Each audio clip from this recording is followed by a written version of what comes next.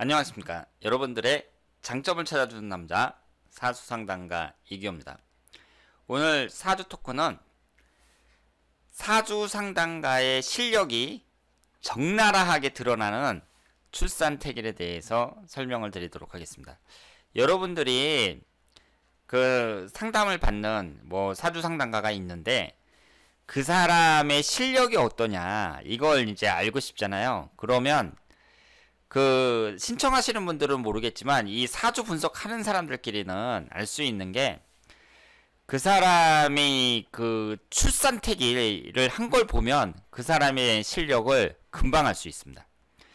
그러니까 이 사주 상담하는 사람들은요, 출산택일이라는 게 가장 어려우면서 다른 분야와는 달리 분석의 분야가 아니라 창작의 분야라고 볼 수 있어요.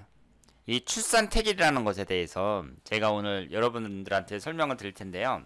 요즘에 아이를 이제 출산하게 되면 제왕절개 수술을 많이 받잖아요. 그리고 이 제왕절개 수술이라는 게 역사가 되게 오래됐거든요. 수십 년이 됐어요. 그래서 지금 성인이 된 사람들 중에 제왕절개 수술로 태어난 사람들이 많습니다. 저한테 유료 신청을 하시는 분들 중에도 생년월일씩 얘기하면서 저 제왕절개 수술로 태어났다고 이렇게 얘기하는 분들이 많거든요. 이 제왕절개 수술을 할 때 사람들이 언제 수술을 받는 게 좋으냐 여기에 대해서 택일 신청을 한단 말이에요. 이 택일이라는 게 왜 중요하냐면 그 사람의 사주가 딱 정해지는 거예요. 그러면 이왕이면 수술이라는 건 사람이 인위적으로 아이를 엄마 뱃속에서 이제 수술을 통해서 꺼내는 거니까 그 아이가 이제 좋은 사주를 갖고 태어나면 좋잖아요. 그래서 택일을 신청을 하는 것이고 이 택일은 꼭 신청해야 됩니다. 만약에 사주가 나쁘게 나오면 나중에 자녀분한테 두고두고 욕먹을 수가 있어요. 그러면 이 택일이라는 게 왜 어렵고 중요한 건지 한번 보도록 하겠습니다. 여기에 보시면은요, 홍길동이라는 아이가 있는데 이 아이가 가정을 해갖고 6월 23일부터 6월 30일까지 택일이 가능하다 이렇게 나와 있단 말이에요. 그러면 신청을 했어요. 6월 23일서부터 30일까지 언제 수술을 하는 게 좋은지 알려주세요 이렇게 얘기를 하거든요. 그러면 요즘의 의사들은 되게 밤에 일을 안 합니다. 그러니까 아침 9시부터 저녁 6시까지 이 사이에 수술을 해야 되고요. 주말에도 일을 안 해요. 그러니까 갑자기 아이가 출산하는 것은 어쩔 수 없지만 수술을 하는 경우는 날짜를 정하는 거니까 주말하고 밤에는 안 하려 그래요. 그래서 요즘 태어난 아이들 보면은 밤에 태어난 아이들이 별로 없습니다. 그러니까 음양의 구성이 잘 안 맞는 거예요. 그리고 그 밤에 태어났을 때 사주가 너무 좋다 그랬을 경우에는 의사들을 가족이라든가 아니면은 내가 의사한테 부탁을 해가지고 그 사람이 이제 들어줄 정도로 그 정도 능력이 되는 사람들, 이런 분들이 이제 밤에 수술할 수 있다고 봐야죠. 밤이나 아니면 주말에 수술할 수 있다고 봐야 됩니다. 그러니까 대부분의 사람들은 평일날 낮에 이제 수술을 하는 수밖에 없는데요.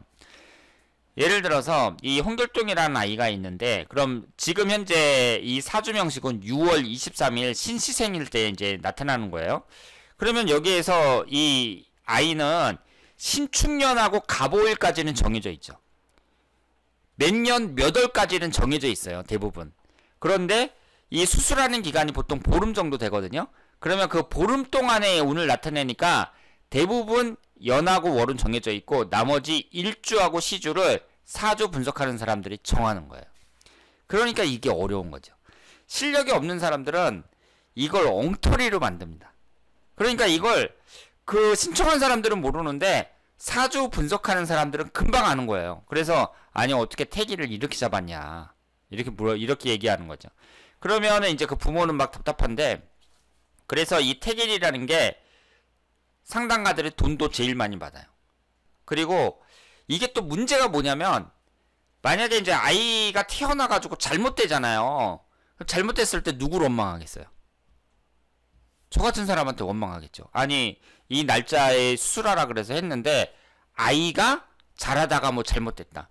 그러니까 1년 후에 연락이 올 수도 있고 2년 후에 연락이 올 수도 있는 거예요. 얘들이 아주 어렸을 때 사고가 크게 났다든가 수술하다가 잘못됐다든가 이건 말할 필요도 없고, 아이가 자라면서 잘못돼도 연락이 올 수 있는 거예요. 그러니까 이것이 상담하는 사람한테는 상당히 부담스러운 일이고, 그리고 자기 실력이 적나라하게 드러난다, 이렇게 볼 수 있죠. 그러면 여기에서 봤을 때 일단 날짜를 보면 이제 6월 23일이 있고 6월 24일이 됐을 때는 어떻게 되겠어요?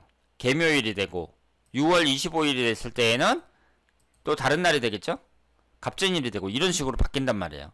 그러니까 사주팔자가 4개는 정해져 있고 4개는 내가 고르는 거예요. 그리고 이 일주에서 일간을 기준으로 이 사주가 바뀌는 거거든요. 그러니까 6월 25일 같은 경우에는 간목일간이잖아요. 그럼 간목일간일 때 이 오화는 식신상간운이 되고 재성은 이 축토는 정제가 되거든요. 그런데 보세요. 일주가 바뀌면 어떻게 돼요? 6월 23일이다. 그랬을 경우에는 임수가 되니까 오화가 정제가 되고 축토가 정간이 되는 거죠. 따라서 일주가 바뀌니까 일간이 바뀌니까 십성도 다 바뀌는 거예요. 그러니까 사주 자체가 며칠날 태어나느냐 여기에 따라서 완전히 달라지는 것이고, 이 시간도 정해야 될 게 아니에요. 또 이 시간에 따라서 또 여러 가지로 사주가 변한다, 이렇게 볼 수 있습니다. 그런데 이 출산태기를 잡을 때에는요, 지금 신축년 갑월 이렇게 되어 있는데 이 경우에는 운이 좀 좋다고 봐야 돼요. 그러니까 연주와 월주가 어느 정도 좋아야 되는데, 이게 이제 기본부터 연주와 월주가 너무 안 좋게 구성되어 있다. 그랬을 때에는 더 고생하는 거죠. 그리고 이 사주명식을 정할 때에는 일단은 그 목화토금수 오행이 한쪽으로 치우치지 않게 균형된 게 좋고, 그리고 삼형살이라든가 아니면은 그 지지충이라든가 월간 천간지지충이라든가 이런 게 발생하지 않는 게 좋고요. 그리고 우리가 이제 이 사주팔자만 생각하기 쉬운데 흘러가는 대운도 좋아야 됩니다. 대운이라든가 일년운이 흘러가는 대운이 얼마나 좋으냐, 이것이 중요하다고 볼 수 있죠. 일주에 따라서 이 일간이 어떻게 변하냐에 따라서 대운도 좋아질 수도 있고 나빠질 수도 있는 거예요. 그래서 이 사주팔자 8글자 중에 4글자를 내가 가장 좋은 걸 찾아내야 되는 거잖아요. 그런 점에서 봤을 때 이 태길이라는 게 대단히 어려운 일이고, 그 사주 분석하는 사람의 실력이 여지없이 드러난다, 이렇게 말씀을 드릴 수 있겠습니다. 그래서 이 영상을 보시는 분들 중에도 이제 아이를 출산하거나 이럴 때에는 꼭 태기를 잡으시길 바라고요.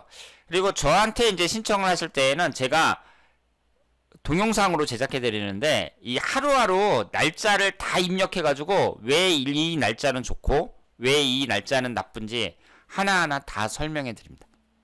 자, 그러면 오늘은 사주 상담가의 실력이 여지없이 적나라하게 드러나는 이 출산 태길에 대해서 말씀드렸습니다. 대단히 감사합니다.